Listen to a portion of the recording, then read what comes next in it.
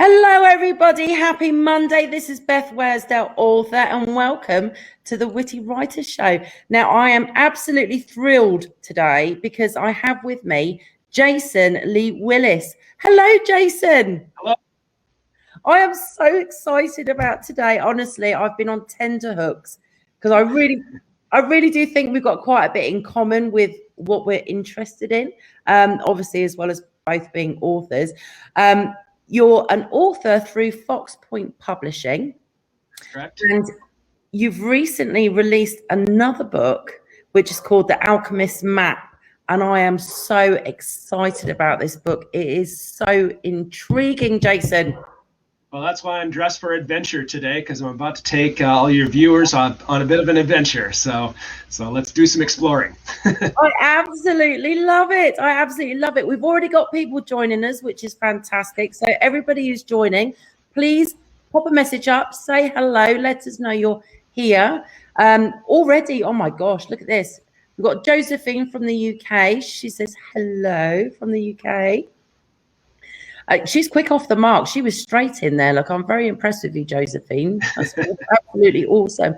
Don't forget, everybody, you can ask Jason questions as we're talking as well.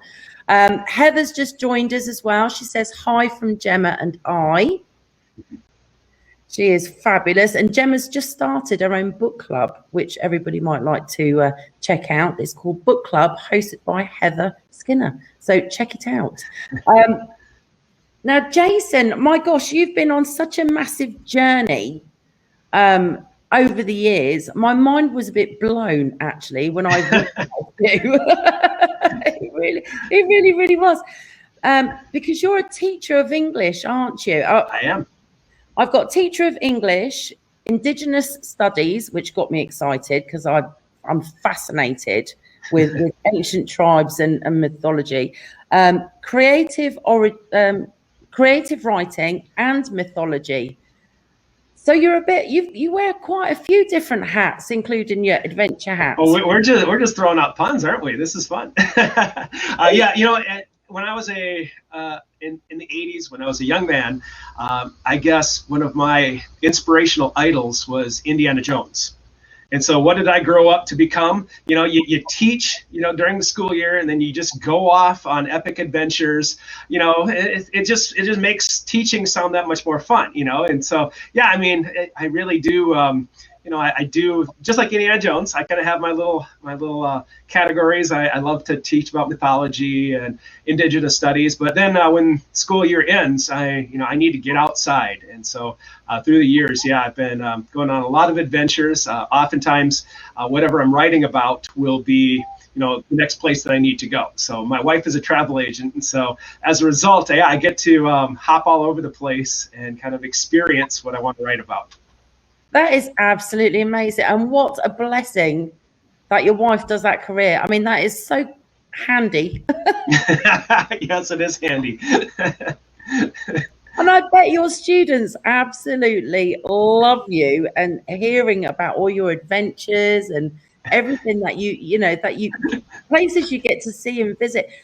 It must be quite an inspiration for your students to hear about you. You know, they are a captive audience, you know. So when you're dealing with a captive audience, you know, that has to be in the room. You know, you don't get the enthusiasm sometimes that you would expect, but you know, you try to put on a good show, you know. So that is part of it. You know, when they're stuck there, you know, they have to take their 4 years of English. You know, I just try to find things that, you know, I have enthusiasm for, so that I can, you know, share my enthusiasm with them.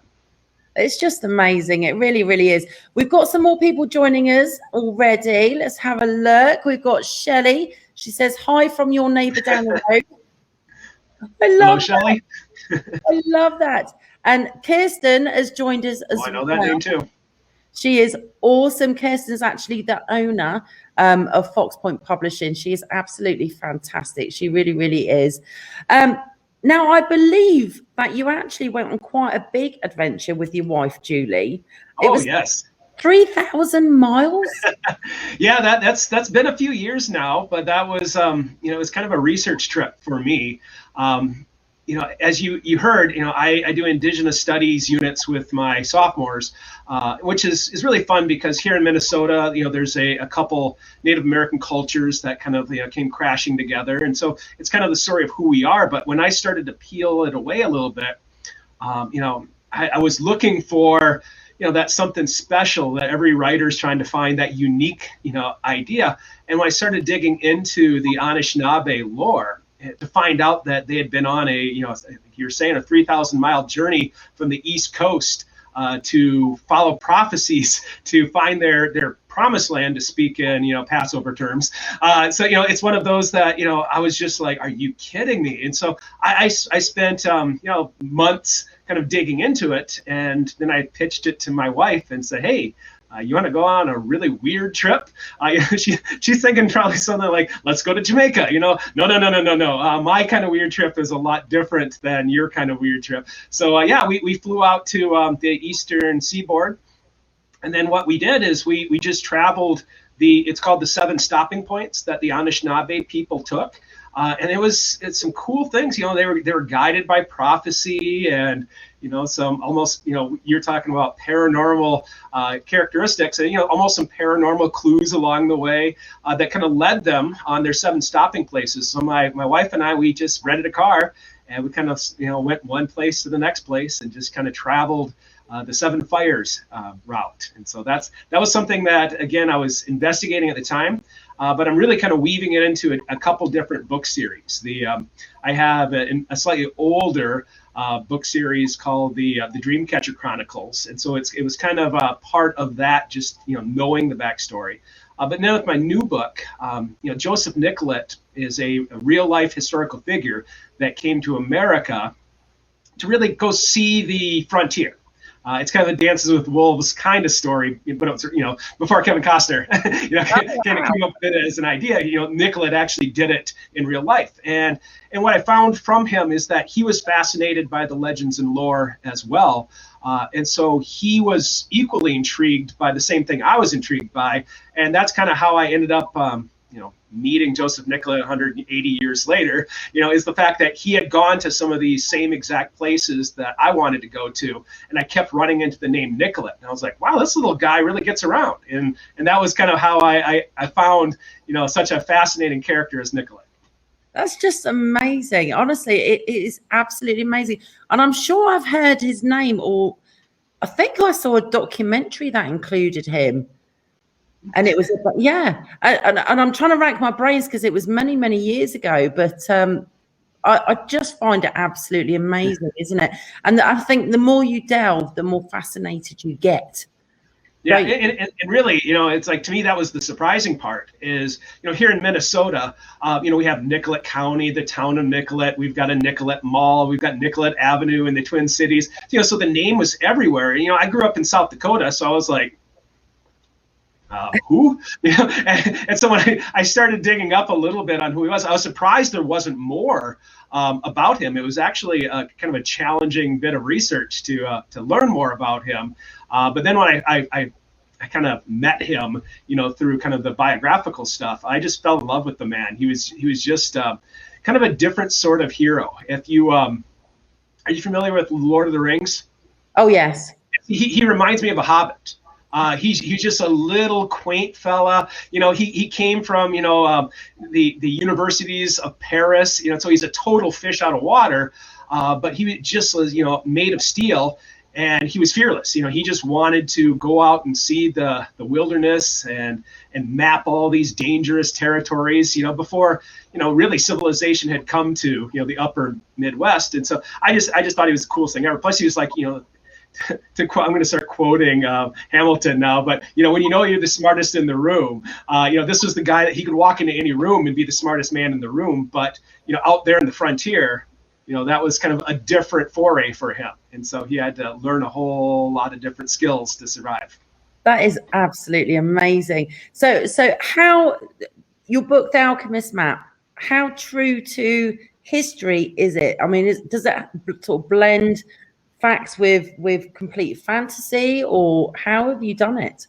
it would have been a lot easier if I had been able to stray away from the historical constraints. Because then I could have just like, just scrap all this. It was really hard to, match up the real life of Joseph Nicollet, because again, I just had so much respect for him when I got done that I was like, oh man, I can't not include this. And so it was a real challenge for me to even thin down the manuscript. But the fantasy elements of it were, strangely enough, the clues he left behind.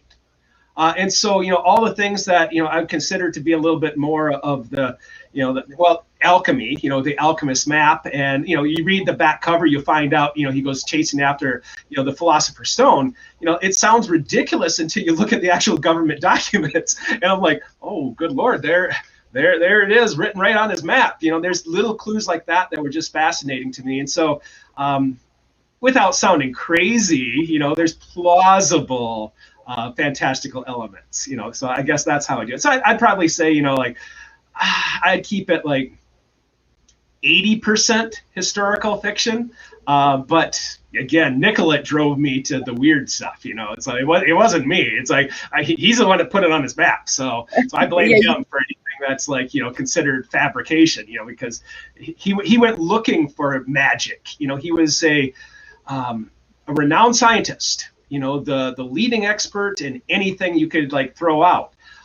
But again, his passion and fascination, whenever there was something slightly paranormal or something that was legends and lore, he would just do a little, beeline right to it to go explore it. And so that's when we were talking about the Anishinaabe. He would go to these sacred places of the indigenous people because the scientist was also kind of in love with the concept of magic. And so that's where, to me, it was just, you might read this and think it's a bit of a fantasy, a bit of a mashup, but if you go down the rabbit hole, it's a little disturbing that he was on the trail of things like that. So that's just amazing. And do you know what? I'm really fascinated with people who are scientific, but who do think out of the box and are willing to explore other possibilities, not just what they can actually prove there and then. So it's absolutely fantastic. Do you happen to have a copy of your book there? Oh, yes. You can see it. Well, hold on. I do remember. It is right there on the back shelf. You want me to run and go get it? Would you mind, just so I can watch it? I'm sorry, Jason. It's fantastic cover. It really, really is. All right. Thank you, darling. I had to plug in. Yeah, I was a little far away from my computer, so I had to get closer to it. But here is the Alchemist map. It's again, working with Fox Pointe. It really was a joy to make this hardcover kind of the deluxe edition.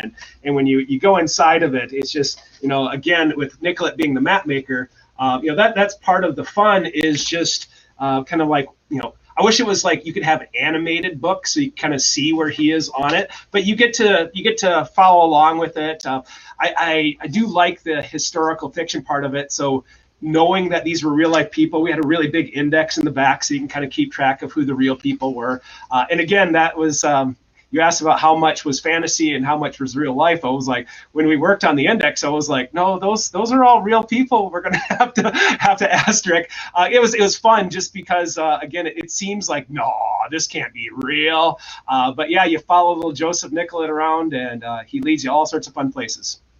I'm just so excited about it because the cover is beautiful. The story is just amazing, and everybody needs to check out this book and make sure when you've read it, you leave a review. It is absolutely beautiful. Look at it. And this one right here, that's actually a real life silhouette of Joseph Nicollet holding a real life map. So we didn't even have to fabricate that. So that was kind of our building block start. And there's only like 2 known pictures of Joseph Nicollet. So we put one of those inside there. So that is the coolest thing ever. I've got to tell you, that really, really is. We've got some more people joining us. Lots of people, actually. We've got Stephanie. She says hello there. And we've also got Nancy. She's joined us. She says, love the cover and map. I love the map too. I think that's such a nice touch. And I love the fact that you've got all the people's names and everything in the back, in the index, because then if people want to actually research more and find out a bit more about all these other characters, they can actually find out about these true real life characters. I think that's absolutely fantastic. I really do. Now, the amount of research you must have to do, I can't even imagine. Honestly, it blows my mind. One of my very close friends is a historical fiction author, and the research she does is just phenomenal. How long did it actually take you just research alone for your Okay, I'm hoping my son's at baseball practice right now, so he's not going to hear this. But you know, I get bored easily at sporting events, and so every time I was at a sporting game, you know, I'd have my little notebook and I'd be sitting there working on things and look up every once in a while. And so I was. Foul balls were an impediment to me, you know. So it was that. It took me a good,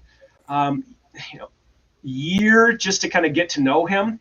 But really, you know, in the second and third and fourth revisions, it was constant battle trying to bring in new stuff and push out other things, you know, because it's, you know, when you deal with historical elements, there's just so much that overwhelms you. I was working on this the second book in this series, and you're saying you almost have a nervous breakdown sometimes because you're juggling so many things at once that you're almost like and so it took me, you know, the process for the Nicolette, it was probably a couple of years just before I knew what I was doing, you know. That was I think that's the problem, isn't it? It's not just the gathering of all the facts and events and everything else. It's actually putting all of that into a timeline and organizing it all. Well, and that's the whole thing, because as an English teacher, I know, you know, and I've been taking the craft of writing novels more seriously over the last couple of years. You know, when I first started, I was just like, let's try some stuff, you know. And so the last 5 years I've been very serious about, you know, learning the craft a lot better than I was doing. And this little voice in my head is like, don't do that. I'm like, but it's real. And that was the hardest part, is just trying to get my cast of characters down. You know, just because, you know, I would hold them on these little pedestals, but I was like, sorry, boys, you're all going to have to become one character now. And so that's what broke my heart a little bit, is when I would have to, just for the sake of the reader, though, is it would still be real life stuff that happened, but I'd have to combine 3 or 4 characters just to have fun, you know, making it easier to understand. So that was the biggest obstacle, is just the character combination. It is tricky. If you were to start from scratch, you would just do your tropes and just follow the tropes. But when it's real life, you know, that was harder to do. It's crazy, isn't it? I'll tell you, the things us authors have to go through, it really, really is. Now, just so all of our viewers know, Jason has very kindly offered to do a book giveaway. So if you share Jason's author interview at the end, you will get entered into a draw to win a beautiful copy of The Alchemist map. So excited. And the more times you share, the more entries you get. So thank you for doing that for us, Jason. Last Monday's winner, I'll just quickly announce, for AJ Sullivan's book. Our winner is Heather Skinner, who I think is watching right now. So congratulations, Heather. Thank you for sharing. We really appreciate it. And don't forget, the more shares, the more entries, and that includes all platforms. So if you share via Facebook, Twitter, Instagram, or wherever, you still get entered. So get sharing. Now, Jason, I want to ask you, because you mentioned, you know, we were obviously just talking about characters and everything. You've written many books. I mean, I've seen 7 so far. So you do cover, you know, different genres, etc. So I'm sure you've written about, you know, complete fantasy characters as well as real characters who lived and experienced life. What's been the hardest for you? Because obviously when you've got a real character, a real person, you know, you can give that full description because you've seen photographs of them, etc., etc. When it's a fantasy character, you're having to make it all up. What's been the easiest for you? Well, in talking about, Joseph Nicolette, that was really a challenge, because while I was able to have a paper trail of where he was and who he saw and who he bumped into, there's no personality in that. And so, the first draft, what I ended up doing as I was just trying to, tackle the whole plot line of it, is I wrote from different character points of view. So I never once wrote a chapter from Nicolette's point of view, and I ended up throwing all of those away. Oh. So it was several months of work just to chuck it all, because it helped me understand who he was as the character. And so really it was kind of a journey of discovery for him. Now I was able to figure out his story quickly. That first draft was just me figuring out where he was going and where the drama was going to be. But it took me, for flipping all those chapters, it took me a while to figure out who he was and what his passions were, and what was going on in his head. And that was, again, as I was saying, the more I kept researching, that's where I really discovered him more and more. It wasn't with the original just plot line. And so that by far was the most challenging thing to do. And then once I had the mental image, once I kind of discovered him, it was all like, oh, he's a hobbit, and all of a sudden that made it so simple for me. And after that, it was like, okay, now I got him. But that took me, again, a couple years worth of bad drafts to get through. So, and anybody out there that's read those early beta copies, I apologize. It's a process. It's a process. Just out of interest, for our viewers, people who are watching, let us know which historical figure you're fascinated with. And we can have a look at your answers, because I'll be really, really interested to find out. It's truly amazing, isn't it, how much work and effort and time it takes to actually write a finished book. And I love doing these author interviews, Jason, because I think it's wonderful that readers out there find out about our processes and how much effort, blood, sweat, and tears actually goes into writing our books. Because I had, before I became an author, I had no clue, the processes and how much research you have to do and how many drafts you have to go through. And it gave myself a much greater appreciation of authors in general, and a better appreciation of why some books cost so much, because of all the work that goes into it and everything else. It's just amazing. It really is.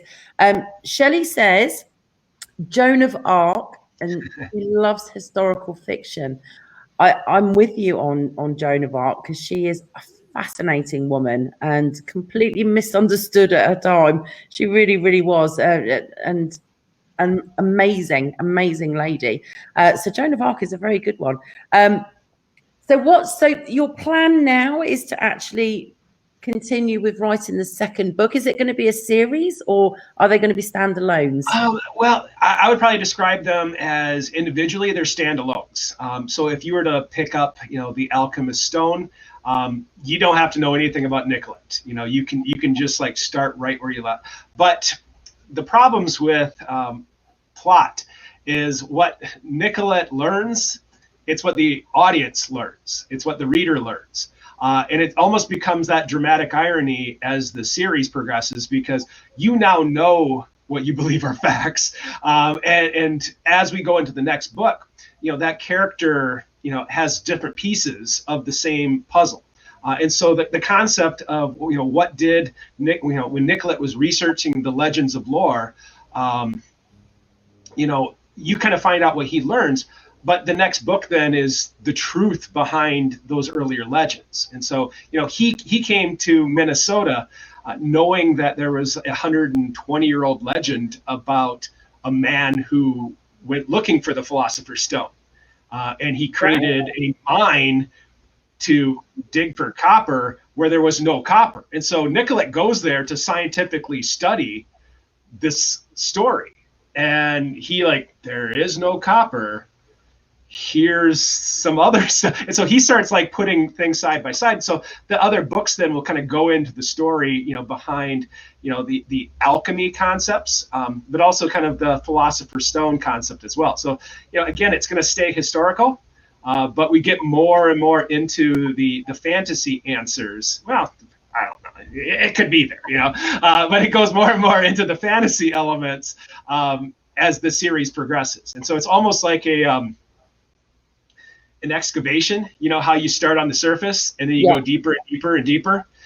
So the series is going to be just like that, where you start just where Nicolette's starting. It's like, huh, you know, and then you go another level and another level and another level. It's like, what did we dig up? So that's kind of where the 4-book series is going. And, you know, with alchemy, you got to go with earth, you know, air, fire, you know, water. So, you know, that's the other thing. I was like, oh yeah, that works too. So, so the next book is the Earth one. That's, you know, so that's where we're going with the next one. It's all exciting. I tell you, I was on it. I'm super excited. I really, really am. Heather says Gemma's her daughter. Gemma learns about historical figures through the show Xavier Riddle and the Secret Museum, and she is interested in Isaac Newton currently. Jason, your work sounds fascinating and your cover is beautiful. I love the fact that, you know, there is a new generation that is getting more interested in historical figures. And I think the main reason is because it's becoming more entertaining and more engaging, which I think, I don't know about you, but that makes all the difference. I bet your students absolutely love having you as a teacher. Because I think, you know, when I was at school, I mean, my teacher, you know, history teacher was great, but oh my gosh, I would, after 10 minutes, I'd be doing that. But then I've had other teachers who, like you, have been engaging and explain stuff and put in enthusiasm, and I've been absolutely fascinated.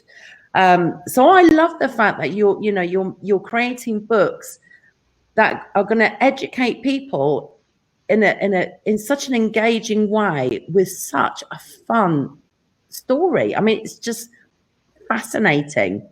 Well, it really is.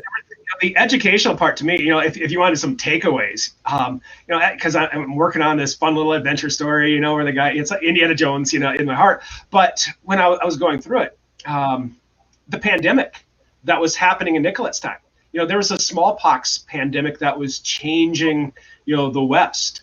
And so there he was, you know, handing out vaccinations, you know, to the Dakota Indians.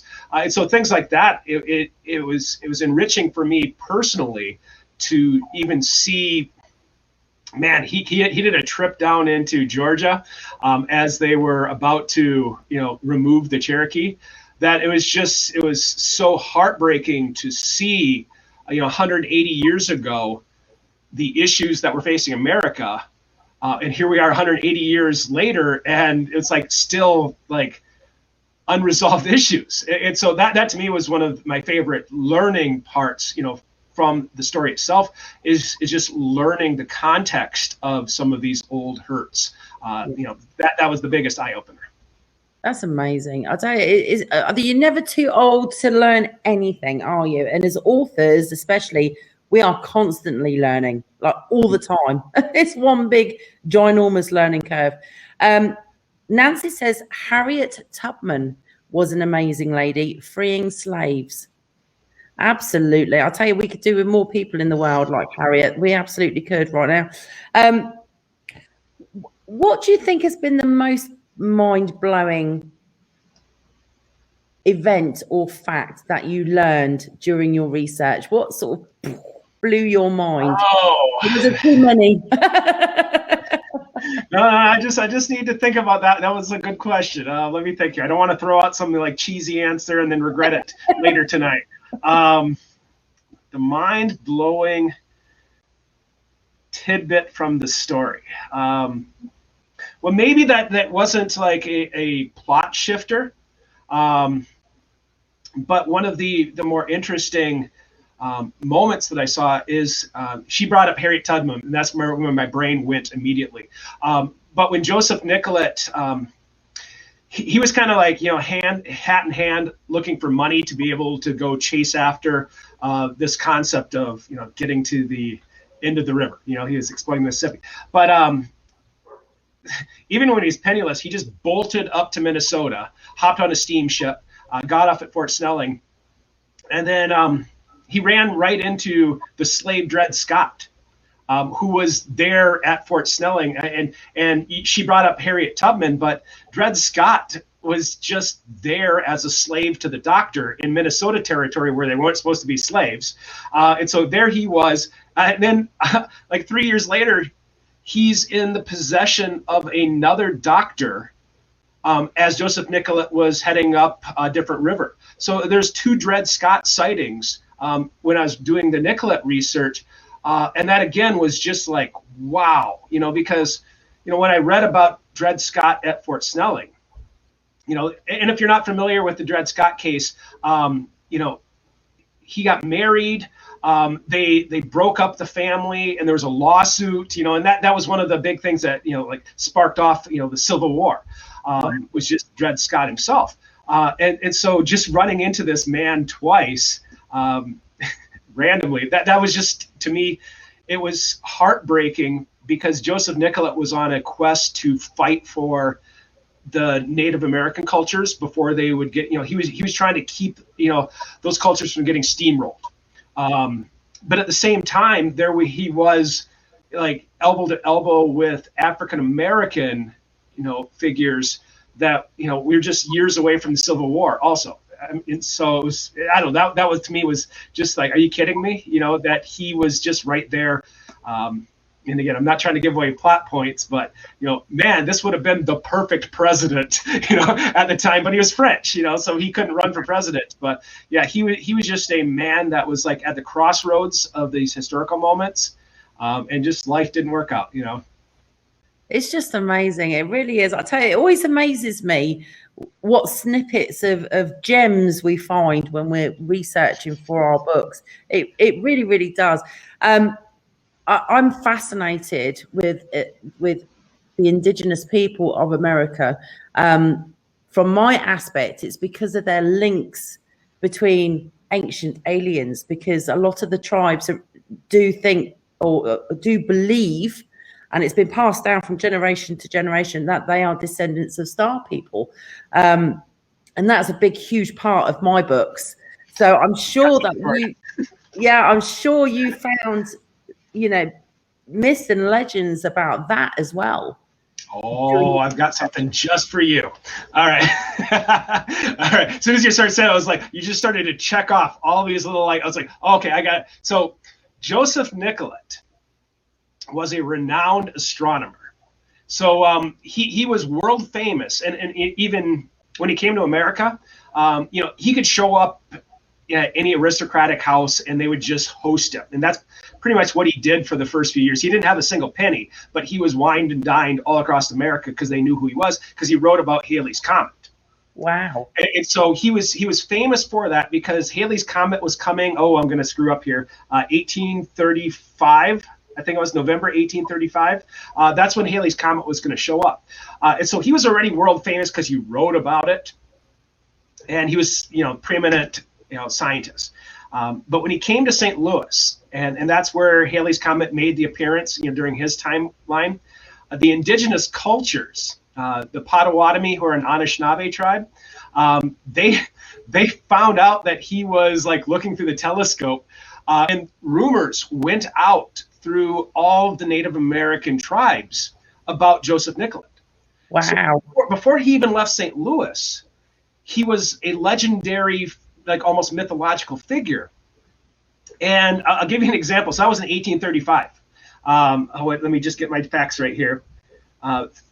3 years later, up kind of in the corner of North Dakota and South Dakota, where those two states come together, he bumps into this this real primitive, Native American outsider group. You know, they were outcast from everybody, and they had heard about him, and instead of killing the expedition like they thought was going to happen, they brought him in because they'd heard about the Starman, Joseph Nicollet, and they they asked him all about what the sign was all about. And so he had like this like golden ticket, the key to get into all these Native American tribes, because they knew he was in tune with the stars, and they all wanted to get his insight on it. So as a man, he was so beloved by the Native American people, and word of mouth traveled about who he was and why he was there.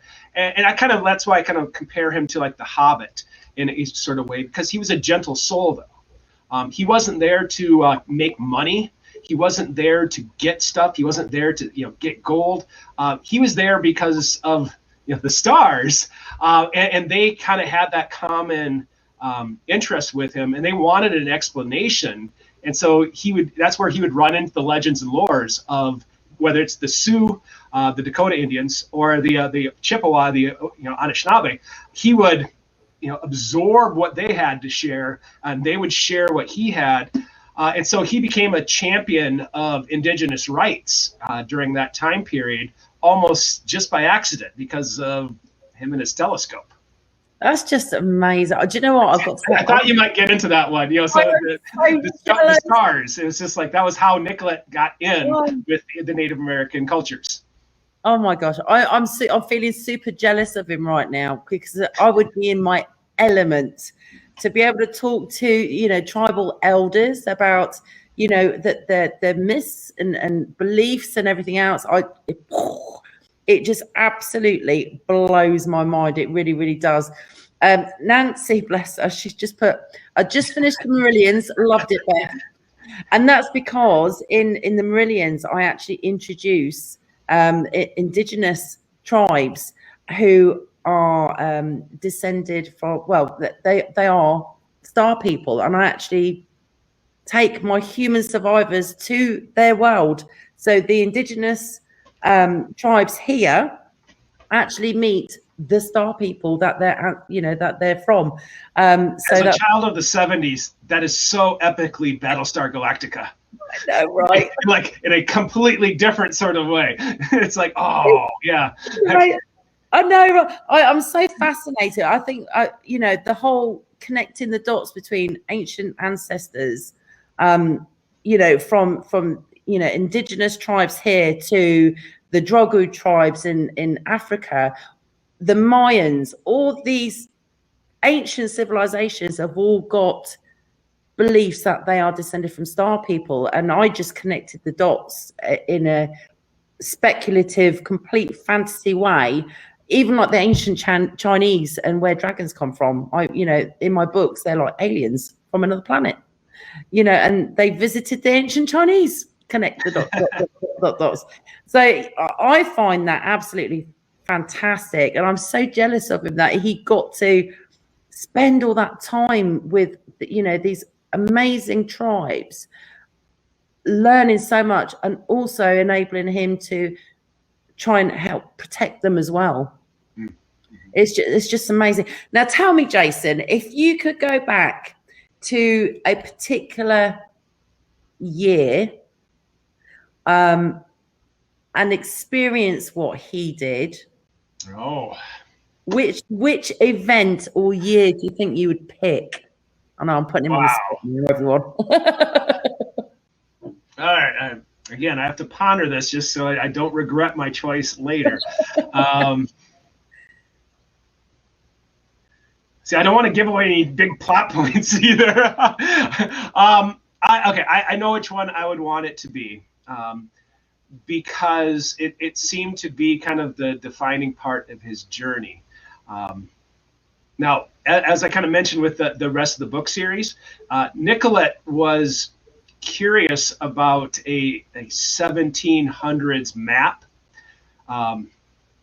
that showed where the Philosopher's Stone was at the end of a river. So where there's a watershed. So Nicollet went to all these different watersheds to see if that's where the old map kind of like was pointing to. So it literally was like almost like a treasure map that he was following. So he went to all of these like headwaters, but my favorite headwater that he went to, he went up to Devil's Lake in North Dakota, because there was it was a Yankton Indian tribe, but that's for those of you that don't know your lexicon, it's the Sioux Indians, the Dakota Indians. It was kind of a sub-tribe of that. So he went up there because the Devil's Lake was like an isolated watershed. You know how like the Salt Lake is isolated, so there's no like tributaries to it. So he went there to find this legendary chief, I think, to talk about the legend, because it was like, why is he even going there? You know, it was a bit of a mystery to me on why he was going there. And so that was the one that was like puzzling to me. It's just like, you know, what did they talk about? Because that kind of like ended him wanting to look for certain things. So it seemed to be a defining moment in his own life. And I wanted to know kind of like, what was that thing that was really said? Now I speculated, you know, so I made up my own answers, but I would have wanted to know what like you were saying, that old chief that, you know, had been around for a while. I would have loved to have find out what he actually like said to Nicolette, and what Nicolette, you know, said back to him. That's interesting, because he obviously found out some home truths by the sound of it that sort of put him back on, you know, the path that he should be on. So I'd love to be a fly on that wall. Because he really went looking for the Philosopher's Stone. The big question is like, okay, do you make it public or do you make it private? You know, it's like, you know, what would you do? You know, so if it's real and the other guy, so to me, that was kind of the crux of the story, is that if he could get the answers from somebody that knew, A, where would it send him? And B, what would you do then? You know, again, you know, with me growing up in Indiana Jones, okay, so you found the Ark of the Covenant, Indiana, now what? You know, so kind of that concept is like, now what do you do with it? If you are the star man, Nicolette, and you're the one sent to like tell everybody what to do, what do you do, Nicolette? So it must be a tough situation for him, though, because on the one hand, he's got this amazing reputation as a scientist and is revered and respected and everything else, which he would want to keep that, because obviously it gets him so far. But then on the other hand, if he starts talking about, you know, all these mythical things, including his responsibilities to the Native Americans too. Yeah, does he want to be known all of a sudden as a bit of a kook and he's losing his marbles? Right. So that really was, you're right. And so that is the crux of him personally, and that's why I mentioned this earlier in the show. You know, researching, it was all above board, you know, Mr. Serious Scientist. But then when you actually look at his map and where he went, it was like every spirit lake he could go to, he went to. You know, every turtle island of the Anishinaabe, he would go see that. And then my favorite part, I don't know what you know about alchemy. I had to learn some about alchemy. But I don't know that much, I've got to be honest. Right on his map then, he you know, because he's got all these like scientific names or authentic names, but right in the middle of it all, he puts down Undine, which is one of the 4 elements in alchemy. So it's like, what the crap are you doing putting, it's like, here be dragons. You know, it's just like absurd that he put something from mythology and alchemy right on his map. And so it's like, seriously, this got published by the government and I don't know if anybody knew what it was. They must have thought it was like a Native American tribe or something. But yeah, the Undine was like when I looked at the word, I was like, no. And then I thought, holy crap, it's his little calling card that he put on his map, which is really fun. So that's just amazing, and I love your map in your book. It's absolutely fabulous. I really, really do. Leanna's just joined us as well. She says, "Good morning. Sorry she's late." That's all right. Good morning. Where is she waking up from? In Australia, a very hot Australia right now. Well, good morning to you. You got a really nice day ahead of you. I'm halfway done with it, so beautiful day coming your way. She says 70s were a bloody good decade. I agree with that. Do you know what? It always amazes me how things have moved on, especially with technology since the 70s. It seems to have just progressed out of control since I was a kid. And I still remember watching a black and white TV. I mean, granted, but we wouldn't be able to talk here today without our technology, So I know, right? Good. Oh, exactly. As a Star Trek fan, I'm into anything sci-fi, fantasy. But as a Star Trek fan, I remember watching the early episodes of Star Trek, watching them, on their fake screens and all this sort of stuff. And now it's a whole reality in what we're doing right now. See, that's where we need writers to imagine it, and scientists will make it come true. So push the creative writing. It will get us farther and faster than science classes. Exactly. I completely agree with you. Don't forget, everybody, if you've got questions to ask Jason, please ask them so we can pop them up for you. And if you are not watching this live, you can still ask Jason questions.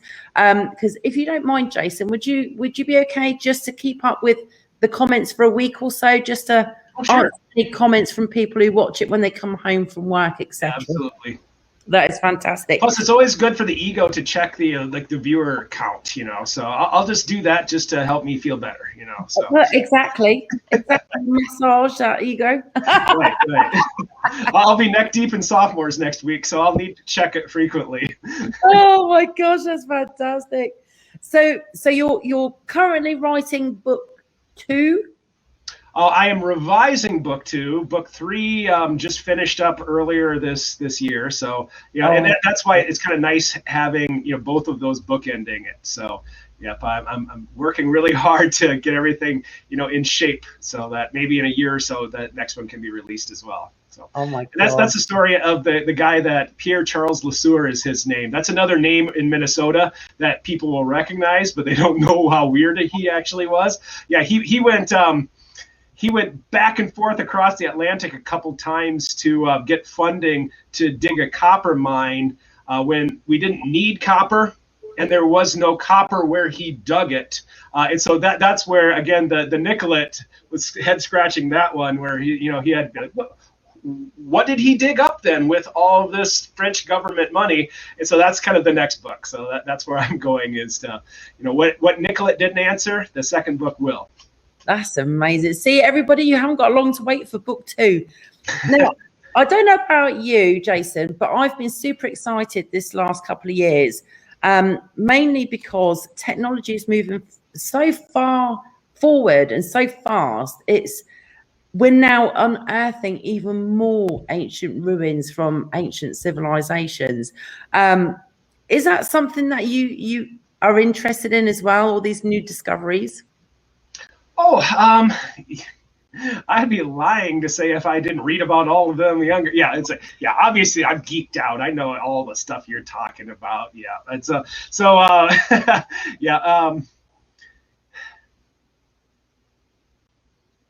it's. I said this. I have a Tolkien class right now, and that's something that I picked up from even J.R.R. Tolkien's view of things, because in his Middle Earth. Storytelling, he put all that work into world building so that the modern characters are scratching the surface of things that happened like civilizations ago. So in Tolkien's mindset, like what we know now is we barely are scratching the surface, and there's so much lore and legacy that's deeper to it.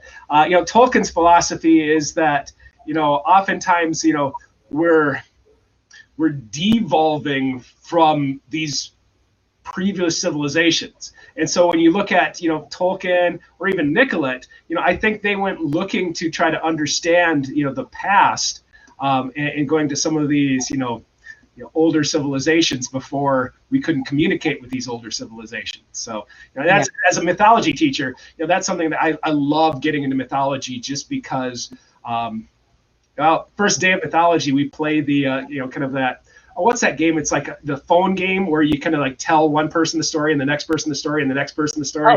Chinese whispers? Yeah. And so in other words, I always do that one as an illustration by saying, it's okay, by the time we get to the present, that story is quite messed up, but there's some kernels of truth there that you can peel away. You don't know which parts are the true parts, but in exploring mythology, you know, you're exploring the past as much as an archaeologist would explore the past. Yeah, yeah. Oh, I absolutely agree. I really, really do. So out of all the places you visited when you was doing your research and doing this huge journey, which was 3,000 miles, that's absolutely amazing. Which place was your favorite? Which one sort of made the most impact for you? There were 7, those of you that are just tuning in now, there were 7 stopping places that the Anishinaabe made. So they started way off in Montreal area and they came all the way to Minnesota. And these 7 stopping places are well recorded, so you can go to the exact locations where they used to be. And the honest truth is, like, some of them were so disappointing because civilization had just steamrolled right over them. Like going to Montreal, there's nothing old left, you know? And even in Minnesota, you know, there wasn't anything that tangible left. So my favorite place, it's the, I'm going to get my numbers wrong. I'm going to look like an idiot here. It's 4th or 5th stopping place, but it's Manitoulin Island, which is, if you can picture the Great Lakes, that little, the hump that goes into Canada and Lake Huron. Okay. There's an island there that they never seeded it. It's just always been Anishinaabe land. And so when my wife and I went there, just again stopping by, the stop signs were in, I can't say the word because I'm a yeehaw from South Dakota, the Anishinaabe Moian or something like that. It's the Anishinaabe language. And so it's still it was never given up. It was never taken away. It was never like turned into a reservation and then, you know, taken away and given back. And so that place was just super cool because of its authenticity. And when I went there to, again, investigate these legends before I write about them, I stopped, met with a man and just kind of asked the question. It's just like, hey, what's up with the 7 fires prophecy? And it just kind of just asked the question because it's a weird prophecy that's mostly historical, but the 7th fire is almost like end times, like where it's like there's going to be some decisions made. You remember the Mayan 2012 kind of thing? So there's going to be some decisions made, and there's all these like you know factors that go into it that's going to either spell the doom of humanity or it's going to usher in a new fire. And I was like, that's heavy. So what's that all about? And he just like, he just shrugged. You know, and if I remember the analogy, it was like, Christians have the book of Revelations figured out. You know, and so it's one of the, okay. So in other words, he just kind of like shrugged. It's just like, yeah, nobody really knows. We're just along for the ride. You know, and so when I heard that from him, I was like, oh, that's so grounded and so authentic that I love that it's like, you know, because I was expecting, you know, like some like biblical exegesis on the 7th fire, and he just shrugs, you know. Or blase. Who knows? We'll see. You know, so that was just like, okay, so that's license to invent a little bit. So I tried to get to it, but you know, I guess it was a good concept. So that was a really cool place. That was super fun. My wife and I, we have gone back to Manitoulin Island a few times already. We just love the vibe. Oh, that's beautiful. I'm gonna have to look it up. I really, really am. Right, Suzanne says, I love that. Writers create it, scientists make it come true. My daughter is on her way to aerospace engineering at uni. Wow, that's fantastic. She says, I can't wait to see what she comes up with. How exciting. Oh my gosh, Suzanne, you're gonna have to keep us posted on that. Josephine says it was just me that froze. Kirsten says you're still live, Jason. And it was me. It was me. Jason, you've been an absolute joy to talk to. I can't believe we've all been talking for an hour. It's gone so fast. I'm super excited for you. I'm super excited about your newest release. Could you hold it up again for everybody to see? There we go. The Alchemist Map. and that's through Fox Pointe Publishing. It is stunning, so stunning. And obviously 2 more to come. So make sure you read and review. And if you would like a free signed copy of The Alchemist Map, then get sharing. You can share as much as you want because that's all entries. Jason, thank you so much, darling. You've been an absolute joy to talk to. Again, if you wouldn't mind keeping in touch with the comments that come up and questions, because people do try and see some people are already in bed, unfortunately, and stuff because they're in Europe.